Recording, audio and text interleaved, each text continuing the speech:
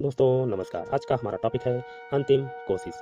पुराने समय में एक राजा के राज्य को चारों ओर से शत्रुओं ने घेर लिया था। राजा के पास शत्रुओं के मुकाबले बहुत कम सैनिक थे। इस वजह से राजा की सेना बहुत समय तक शत्रुओं से लड़ नहीं सकी। राजा किसी तरह शत्रुओं से बचकर एक गुफा में छिप गया। शत्रुओं के सैनिक भी उस गुफा तक पहुंच गए।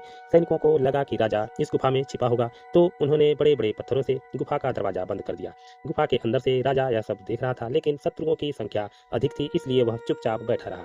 राजा थका हुआ था। भूख प्यास की वजह से वह निराश हो गया था। उसके शरीर में शक्ति नहीं बची थी।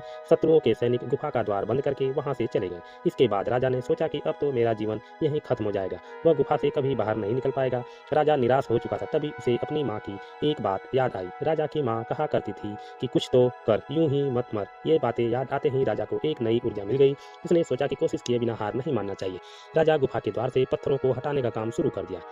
कड़ी मेहनत के बाद राजा ने बड़े बड़े पत्थर खिसकाकर बाहर निकलने का छोटा सा रास्ता बना लिया। गुफा से बाहर निकलकर राजा अपने मित्र राजाओं के पास पहुंचा।